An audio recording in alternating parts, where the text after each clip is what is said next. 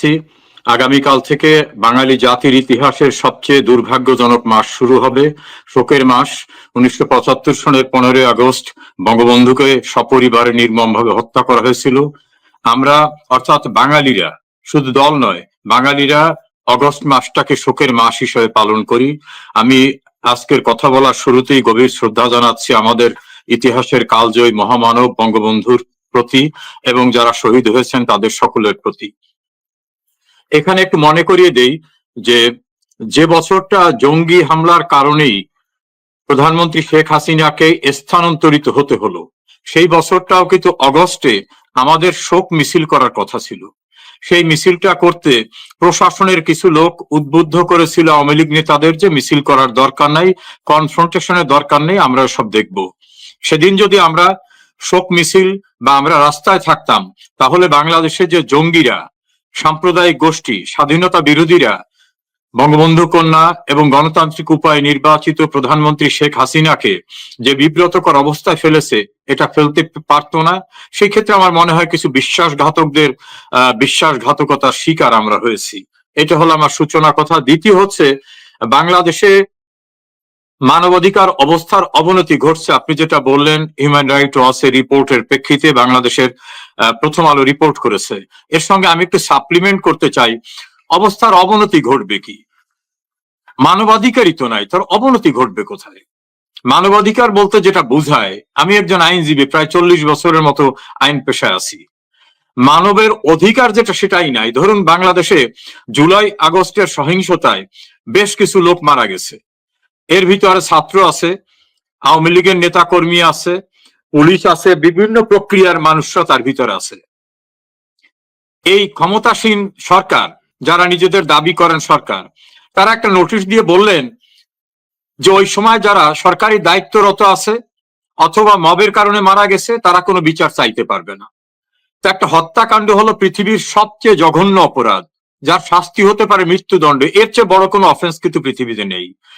এবং আমাদের সংবিধানে লেখা আছে, কোনো অপরাধীকে দায় মুক্তি দেওয়া যাবে না। তা আমাদের দেশের সর্বোচ্চ আইনটা আমাদের সংবিধান। সংবিধান বিদ্যমান থাকা অবস্থায় এই যে সুদ ব্যবসায়ী ইউনূস, সে ঘোষণা দিয়ে দিল যে ওই সময় যারা মারা গেছেন, কয়েক হাজার পুলিশ এবং আওয়ামী লীগ নেতা কর্মী, সরকারি দায়িত্ব পালনরত অন্যান্যরা, তাদের হত্যাকাণ্ডের বিচারই করা যাবে না। তো একটা হত্যাকাণ্ডের বিচার করা যাবে না, এটা যদি কোনো রাষ্ট্রযন্ত্র থেকে বলে, তাহলে আর মানবাধিকার থাকে কোথায়? দ্বিতীয় হচ্ছে, রাস্তাঘাটে যাকে যেখানে পাচ্ছে সেখানে তাকে মেরে ফেলতেছে। আওয়ামী লীগ একটা লিস্ট প্রকাশ করেছে, তাতে 205 জন আওয়ামী লীগের নেতা কর্মীকে রাস্তাঘাটে মেরে ফেলা হয়েছে এবং এক্সট্রা জুডিশিয়াল কিলিং হয়েছে প্রায় 47 জন। জেলখানায় এই ভেরি রিসেন্টলি নেত্রকোনার একজন এমপিকে মেরে ফেলা হয়েছে, বগুড়ায় 4 জন, বিভিন্ন জায়গায়। এর কোনোটাই মামলা হচ্ছে না। গোপালগঞ্জ, যেটা বঙ্গবন্ধুর জন্মস্থান, বাঙালির তীর্থস্থান, সেই তীর্থস্থানে আর্মি, বিজিবি, র্যাব, পুলিশ এবং জঙ্গি বাহিনী, এরা মিলে নির্বিচারে যে নিরীহ মানুষদের হত্যা করলো, তাদের হত্যা হওয়ার পরে পোস্টমর্টেম পর্যন্ত করতে দিচ্ছে না। অর্থাৎ ময়না তদন্ত যে কিভাবে মৃত্যু হলো সেটাও করতে দিচ্ছে না, মামলা দিতে দিচ্ছে না। তো সারা বাংলাদেশে এই যে অবস্থা, একটা গণতান্ত্রিক সরকারকে জোর করে উচ্ছেদ করে দেওয়া হলো, এতে তো মানবাধিকার মোটেই নাই। তো অবনতি ঘটার তো আর জায়গা নাই। এমন পর্যায়ে চলে গেছে যে এইসব পত্র পত্রিকা মুখে কুলু পেটে বসেছিল, এখন ধীরে ধীরে তাদেরও যখন দেয়ালে পিঠ থেকে গেছে, তখন তারা কথা বলা শুরু করেছে। সারা বাংলাদেশের মানুষ ফুঁসে উঠেছে। এই অবস্থায় বাংলাদেশের অবস্থা খারাপ না, এর চেয়ে খারাপ অবস্থা বাংলাদেশে কোনোদিন হয়নি। অর্থাৎ আমি যে কথাটা আপনাকে বলছি, আইন শৃঙ্খলা পরিস্থিতি বলতে কিছু নাই। পুলিশের সামনে সাবেক প্রতিমন্ত্রী মনুজান সুপিয়ানের নেফিউকে মেরে ফেলা হলো, পুলিশ দাঁড়িয়ে আছে, পুলিশ বলে আমাদের কিছু করার নাই। কোর্টে কাস্টডিতে থাকা অবস্থায় আইনমন্ত্রী আনিসুল হক, তথ্য সম্প্রচার মন্ত্রী ছিলেন একসময় হাসানুল হক ইনু, আমাদের অ্যাপিলেট ডিভিশনের জাজ শামসুদ্দিন চৌধুরী মানিক, তাদেরকে ফিজিক্যালি অ্যাসল্ট করতেছে কোর্টের ভিতরে। আমির হোসেন আমুর লয়ার স্বপন বাবু, তাকে কোর্টে এজলাসের ভিতর মারধর করে রক্তাক্ত করে কোর্ট থেকে বের করে দিচ্ছে। একটা ডক্টর রাজ্জাক কৃষিমন্ত্রী ছিলেন, তার লয়ার এনগেজ হয়েছিলেন দীপু নামক একটা লয়ার, পরের দিন রাতে তাকে গ্রেপ্তার করে নিয়ে গেছে। 93 জন লয়ার যাদের আওয়ামী লীগের সঙ্গে এফিলিয়েশন আছে, তাদেরকে একটা মালায় গ্রেপ্তার করে জেলে পাঠিয়ে দেওয়া হচ্ছে, যাতে গ্রেপ্তারকৃত আসামিদের পক্ষে কেউ কোথাও দাঁড়াতে না পারে, তাহলে বিচার ব্যবস্থা এখন তাদের আজ্ঞাবহ। তাদের হুমকির মুখে, তাদের হামলার মুখে প্রধান বিচারপতি সহ অ্যাপিলেট ডিভিশনের প্রায় সব বিচারপতিরা রিজাইন দিয়ে বাড়ি চলে যেতে বাধ্য হয়েছে। 5 জন বিচারপতিকে চাকরিচ্যুত করা হয়েছে, 10 জনাকে লং লিভে পাঠানো হয়েছে। অন্য বিচারপতিদের কোর্টে গিয়ে মবের লোকরা বলে এই অর্ডার দিবেন, এই অর্ডার দিবেন না, এইটা দিলে থাকতে পারবেন, এইটা দিলে থাকতে পারবেন না। ফলে জুডিশিয়ারি এখন তাদের নিয়ন্ত্রণে। তাহলে ল অ্যান্ড অর্ডার সিচুয়েশন নাই, প্রশাসন নাই, পুলিশ নাই, বিচার বিভাগ নাই, রাস্তাঘাটে খুন খারাপি। ফলে গোটা দেশটা একটা কি বলবো, একটা নরকে পরিণত হয়ে আছে। জি রেজাল ভাই, আর একটা বিষয় আমরা দেখতে পাচ্ছি বিভিন্ন ফেসবুক সহ বিভিন্ন মিডিয়ায় আসতেছে যে একটা পরিকল্পনা হচ্ছে যে ঢাকা কাশিমগঞ্জ যে কারাগারটা আছে সেই কারাগারে বাংলাদেশের বিভিন্ন জেলা থেকে যারা সিনিয়র বা যাদের মানে খুব প্রভাবশালী আওয়ামী নেতা তাদের যারা অ্যারেস্ট হয়েছিলেন তাদেরকে নিয়ে আসা হচ্ছে। অনেকেই বলছেন আরেকটা জেল হত্যার পরিকল্পনা হচ্ছে বলে শোনা যাচ্ছে। এই বিষয়টা কি জানেন কিনা বা এই বিষয়ে কি বলবেন? দেখুন, কোনো কিছুই অবিশ্বাস্য না, যদিও কোনো নিশ্চিত তথ্য আমার কাছে নাই, কিন্তু এদের হাতে কোনো কিছু অবিশ্বাস্য না। এক বগুড়া, ছোট্ট একটা জেলা, বগুড়া কারাগারে আওয়ামী লীগের 4 জন নেতাকে মেরে ফেলা হয়েছে, তাদের পোস্টমর্টম করতে দেওয়া হয়নি। এই যে আমি একটু আগে বললাম নেত্রকোনার আমাদের এমপি, তাকে বেদম ভাবে টর্চার করে ডেড বডিটা বাইরে বের করে এনেছে। কাজে এরা যেমন রাস্তাঘাটে মানুষ মেরে ফেলতেছে, কোনো বিচার হবে না, এটা তাদের ঘোষণা আছে।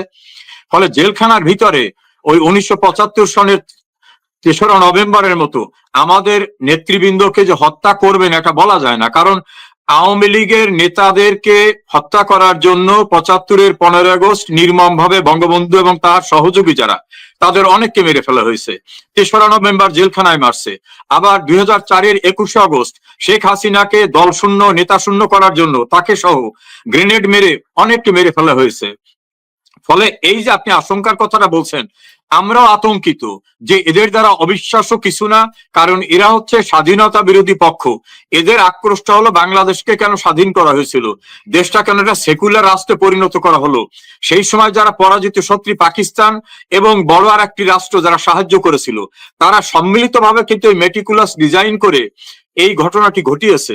কাজে আমরা আশঙ্কা করছি এমন কোন ঘটনা ঘটতে পারে। তবে আশার কথাটা হচ্ছে বাংলাদেশের মানুষ এখন ফুঁসে উঠেছে।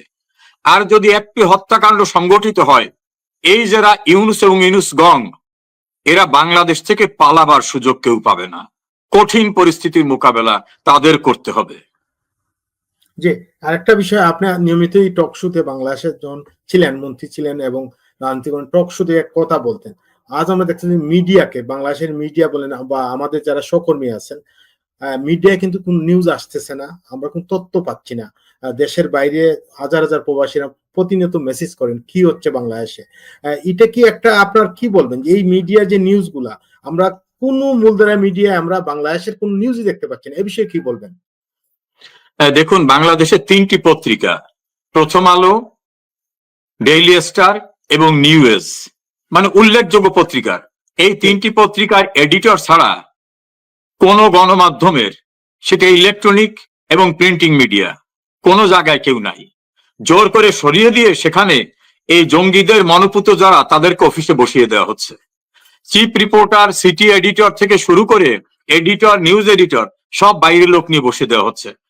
এমনকি প্রশ্ন করার কারণে 5 জন সাংবাদিকের চাকরি চলে গেল, তাও কাকে? একটা সংস্কৃতি মন্ত্রীকে, গান বাজনার মন্ত্রীকে, বড় কেউকে না, প্রশ্ন করার জন্য চাকরি চলে গেল। কালের কণ্ঠে একটা প্রেস লিস্ট ছাপাবার কারণে ভয়ঙ্কর পরিস্থিতি হলো সেখানে।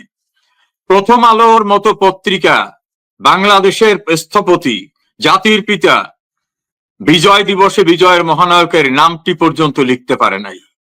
26শে মার্চ স্বাধীনতা দিবসে বঙ্গবন্ধুর ছবি ছাপানো তো দূরের কথা, নামটিও লিখতে পারে নাই।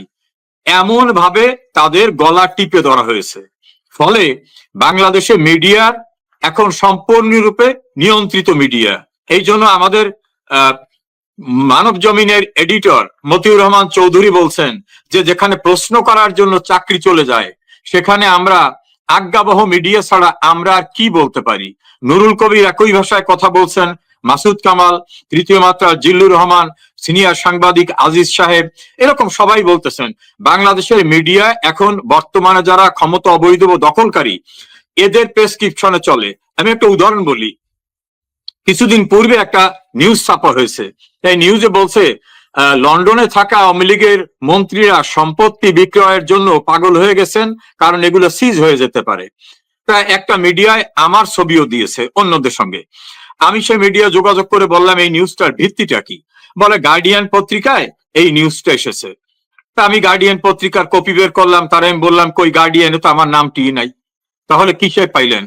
পরে উনি আবার খোঁজ খবর নিয়ে বললেন যে হ্যাঁ গার্ডিয়ান আপনার নাম নাই, কোনো না কোনো কারণে আপনার নামটা আসছে। আমি বললাম তাহলে একটা সংশোধনী দেন। উনি গোপনে বললেন সংশোধনী দেওয়ার ক্ষমতা আমার নাই। তাহলে রেফারেন্স যেটা, সেখানে আমার নাম নাই।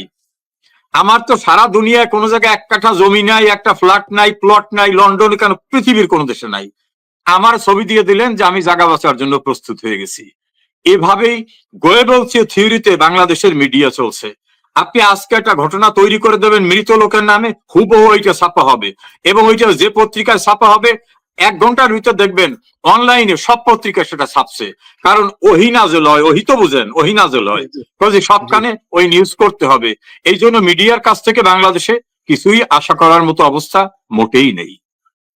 জি রেজাল ভাই, আরেকটা বিষয় আজকে দেখছেন হয়তো, আপনার সেনাবাহিনী তারা ফেস ব্রিফিং করেছে গোপালগঞ্জের যে হত্যাকাণ্ড বা ঘটনা নিয়ে। তারা বলছে এনসিপি নেতাদের মানে জীবন আশঙ্কা, মানে আশঙ্কাজনক অবস্থায় ছিল, তাদেরকে মেরে ফেলা হতো, তাদের রক্ষার কারণে সেনাবাহিনী এটা করছে। তাহলে প্রশ্ন হলো যে 4জন বা 5জন যে মারা গেল, তারা কি মানুষ না? তাদের কি জীবনের মূল্য নেই? কি বলবেন? আমি সেনাবাহিনীর প্রেস ব্রিফিংটা দেখিনি। আমি যদি আপনার কথাটাকে রিলাই করি, তাহলে আমি একজন লয়ার, আমি কনস্টিটিউশন জানি, বাংলাদেশের আইন জানি। আইনে বলা আছে যদি আপনি আক্রান্ত হন, আপনি বা আপনার কাছে কেউ আক্রান্ত হন, যে আক্রান্ত আপনার মনে হবে যে ডেফিনেটলি ভাবে আপনাকে মেরে ফেলা হবে, খুন করা হবে, তখন আপনি আত্মপক্ষ সমর্থনের জন্য পাল্টা আঘাত করতে পারেন, প্রতিরোধ করতে পারেন।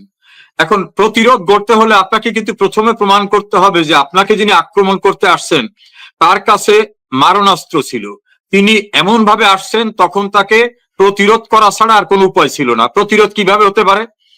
আপনি টিয়ার গ্যাস ছুটতে পারেন, আপনি রাবার বুলেট ছুটতে পারেন, তাতে যদি প্রতিরোধ না হয় আপনি তার কোমরের নিচে গুলি করতে পারেন, তাতে যদি সম্ভব না হয় তাহলে তাকে আপনি গুলি করবেন। এখন যে কয়জন মারা গেছে এদের কারো কাছে মারণাস্ত্র ছিল না, এবং তারা মৃত্যুর মুখে পড়েছে যখন তারা দৌড়ে যাচ্ছে। সে আপনাকে আক্রমণ করছে না, সে যখন চলে যাচ্ছে, তাহলে আপনি গুলি করছেন পিছন থেকে, তাহলে সে তো আপনাকে আক্রমণ করে নাই। এবং তাদের কারো কাছেই আপনাকে আক্রমণ করে মেরে ফেলতে পারে বা এনসিপির কাউকে মারতে পারে এমন কোনো মারণাস্ত্র ছিল না। এবং যে কয়জন মারা গেছে, কেউ দোকানদার, কেউ রিক্সাওয়ালা, এরা কেউ আক্রমণ করতে আসছে বা পুলিশের লোক আহত হয়েছে, বিজিবির লোক আহত হয়েছে, র্যাব আহত হয়েছে বা আর্মি আহত হয়েছে, অথবা তাদের কাছে কোনো অস্ত্র ছিল, এর কোনো প্রমাণ পাওয়া যায় নাই। ফলে তাদেরকে মারার জন্য যে এখন যে অজুহাতটা বলা হচ্ছে, যে কৈফিয়তটা দেওয়া হচ্ছে, এটা গ্রহণযোগ্য না, আইনের দৃষ্টিতেও না, বাস্তবতা সম্মতও না। জি, আরেকটা বিষয় জানতে চাইবে আমাদের দর্শকরাও, এই বিষয়গুলো জানতে অনেক কমেন্টস আসছে। আপনার কথাগুলো আমি শুনছিলাম। মানে দর্শকরা অনেক প্রশ্ন করছেন যে রাজপথে বা আওয়ামী লীগ কিভাবে ফিরে আসবে, বিশেষ করে আওয়ামী লীগ কর্মী যারা আমাদের অনুষ্ঠান দেখছেন তারাই প্রশ্নগুলো করছেন। তাদের উদ্দেশ্যে কি বলবেন? দেখুন, ওই ডক্টর ইউনূসের একটা গোয়েবলস আছে, সারাদিন মিথ্যা কথা বলে, ওটার নাম শফিক। সে বলছে আওয়ামী লীগ বলতেই দেশে কেউ নাই, ওরা শুধু ফেসবুকে হাম্বিতম্বি দেয়, দেশে বলে আওয়ামী লীগ নাই। এখন এই যে গ্রামের একটা গল্প রূপ আপনিও জানতে পারেন যে অন্ধকারে চলার সময় একটা গাছের পাতা পড়লে বলে কে রে, আবার সামনের থেকে একটা বাতাস আসলে বলে আমি কিন্তু ভয় পাই না। সারা বাংলাদেশে আওয়ামী লীগ, কারণ 1/3 মানুষ নিরঙ্কুশ ভাবে আওয়ামী লীগ করে। 1/3 মানুষ, আপনি যদি 18 কোটি ধরেন তাহলে 6 কোটি। এই 6 কোটি মানুষের এটা বাংলা ফোক গান আছে যে আমার হাত বান্ধিবি, পা বান্ধিবি, মন বান্ধিবি কেমনে। যেসব মানুষের মনের ভিতর আওয়ামী লীগ, তাকে এই কার্যক্রম স্থগিত করে কিছু করা যায় না। সারা বাংলাদেশের ভিতরে এখন 110 জন এমপি কারাগারে, 38 জন মন্ত্রী, উপমন্ত্রী, প্রতিমন্ত্রীরা কারাগারে, আর সমকালে রিপোর্ট অনুযায়ী 3,59,000 লোককে গ্রেপ্তার করছে। জেলখানার ক্যাপাসিটি 45,000, সেখানে এখন 82,000 পর্যন্ত হতে পারে, তা 3.5 লাখ তো অ্যারেস্টই করছে সমকালের রিপোর্ট। আর আমি যে আপনাকে স্ট্যাটিস্টিক্যাল রিপোর্ট দিলাম, জেলখানায় আর লোক ধরতেছে না। আমরা মবের হাত থেকে বাঁচার জন্য মাত্র কিছু লোক বাইরে আছি, অধিকাংশ লোকই বাংলাদেশে আছে। আত্মনিয়ন্ত্রণের জন্য প্রতিরোধ গড়ে তোলার ক্ষমতা কিন্তু প্রত্যেকটা নাগরিকের আছে। আপনি আক্রান্ত হলে আমার দ্বারা, আপনি আমাকে আক্রমণ করার ক্ষমতা রাখেন। তা বাংলাদেশের যে মানুষদের এখন অন্ন, বস্ত্র, বাসস্থান, চিকিৎসা, শিক্ষা, আইনের অধিকার, মানে আশ্রয় নেওয়ার অধিকার, এটার দ্বারা যারা বঞ্চিত হচ্ছেন, তারা যদি এখন প্রতিরোধ গড়ে তোলে, তাহলে ইউনুস এবং ইউনুস গং, এই ইউনুসের কাশিমবাজার কুঠিতে যারা আছে, এরা পালাবার জায়গা পাবে না। আওয়ামী লীগের নেতা কর্মীদের উদ্দেশ্যে আমি বলবো, আপনারা সুসংগঠিত আছেন, আপনাদের দীপ্ত প্রত্যয় আছে, শেখ হাসিনার মতো আওয়ামী লীগের প্রাণ শক্তি আছেন। আমরা সবাই মিলে প্রতিরোধ গড়ে তুলব, এবং সেই প্রতিরোধ বাংলাদেশে গোপালগঞ্জে দেখা গেছে নিরস্ত্র অতি সাধারণ মানুষরা প্রতিরোধ গড়ে তোলার ফলে আর্মির সাজোয়া যানের ভিতরে ইঁদুরের গর্তের ভিতর যেভাবে ঢোকে সেইভাবে ঢুকে পালিয়ে গেছে। আর্মি, র্যাব, বিজিবি, পুলিশ দিয়ে আত্মরক্ষা হয় না। কক্সবাজারে গেছে, ধাওয়া খাইছে। ময়মনসিংহে গেছে, দৌড়াচ্ছে, লোকজনে ব্যঙ্গ করে বলে দৌড় প্রতিযোগিতায়। গাজীপুরে গেছে, মার খেয়েছে। এই চট্টগ্রামে গেছে, বোতল ছুঁড়ে মারছে। দেশের সমস্ত বাহিনী দিয়েও রক্ষা হচ্ছে না। আসুন আমরা সম্মিলিতভাবে শেখ হাসিনার যে নির্দেশিত পথ, সেটাকে অনুসরণ করব। ভয় পাবার কোনো কারণ নাই। আওয়ামী লীগ এখন অধিক শক্তিশালী। যারা আওয়ামী লীগকে নিয়ে সমালোচনা করত, তারাও এখন বলতেছে যে শেখ হাসিনার আমল অনেক অনেক ভালো ছিল।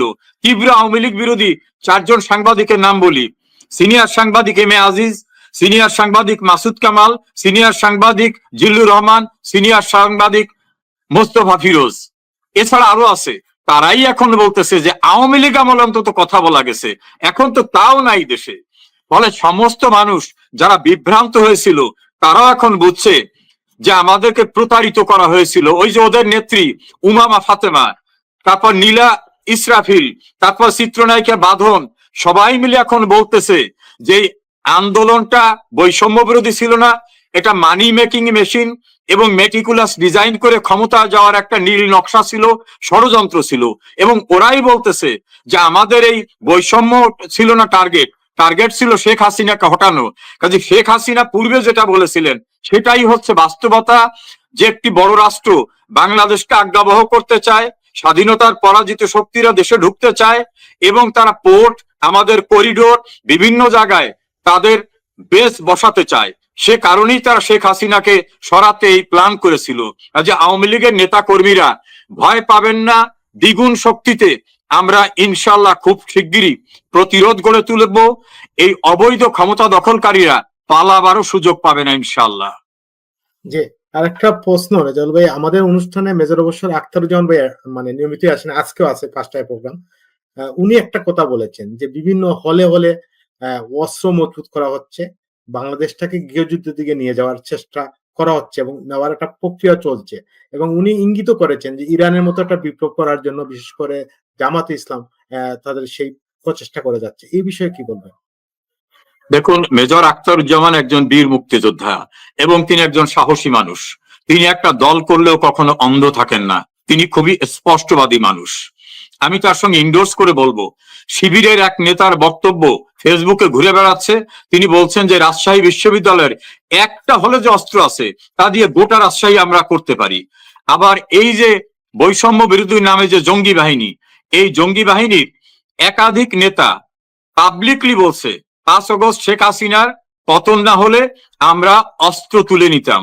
সে প্রস্তুতি আমাদের ছিল, আমাদের ভিডিও রেডি করা ছিল। তো অস্ত্র যারা তুলে নিতেন, নিশ্চয় তাদের কাছে অস্ত্র আছে, তুলে নিতে হলে অস্ত্র থাকার কথা। তো অস্ত্রধারী এই ব্যক্তিরা, এরা কিন্তু স্বাধীনতার পরাজিত শত্রু। জামাতের এক নেতা জেলখানার ভিতরে বসে, জেলখানায় কারারুদ্ধ বিএনপির আর এক নেতা ডাক্তার সায়ন্তনুকে বলছেন যে এই নাহিদ ইসলাম কিন্তু আমাদের প্রোডাক্ট। আবার যারা ছাত্রলীগের অবয়বে ছাত্রলীগের ভিতর থেকে শিবির করেছে, তারাও কিন্তু হেলমেট পরে বিভিন্ন জায়গায় সন্ত্রাসী কর্মকাণ্ড করে ছাত্রলীগের উপরে ইমেজ সংকটের মতো একটা অবস্থা সৃষ্টি করেছিল। আর জঙ্গি বাহিনী বাংলাদেশে এই জামাত শিবির, এই মেটিকুলাস ডিজাইনের, এদের কাছে অস্ত্র থাকা অস্বাভাবিক না। তবে একটা জিনিস আমি বিশ্বাস করি, পাকিস্তানের সেনাবাহিনী কিন্তু বিশ্বের বুকে অত্যন্ত খ্যাতিমান একটা বড় সেনাবাহিনী। সেই সেনাবাহিনীর সশস্ত্র যোদ্ধাদের নিরস্ত্র বাঙালিরা পরাজিত করে সোহরাওয়ার্দী উদ্যানে নাকে খত দিয়ে পাকিস্তানে পাঠিয়েছে। কাজে যদি অস্ত্র কেউ ধারণ করতে চায়, মুক্তিযুদ্ধের চেতনার বাংলাদেশের মানুষরা তারা কিন্তু তাদের প্রতিরোধ গড়ে তোলার জন্য যা কিছু করার লাগে সেটা করবে, গৃহযুদ্ধ করে পরিত্রাণ পাবে না। আমরা ৭১-এ শিক্ষা নিয়েছি, ৭৫-এ শিক্ষা নিয়েছি। এখন যেভাবে প্রতিরোধ করব, যদি ওভাবে তারা এগিয়ে আসে, সেই প্রতিরোধ মোকাবেলা করার মতো ওদের পূর্বপুরুষরাও পারে নাই, ওরাও পারবে না।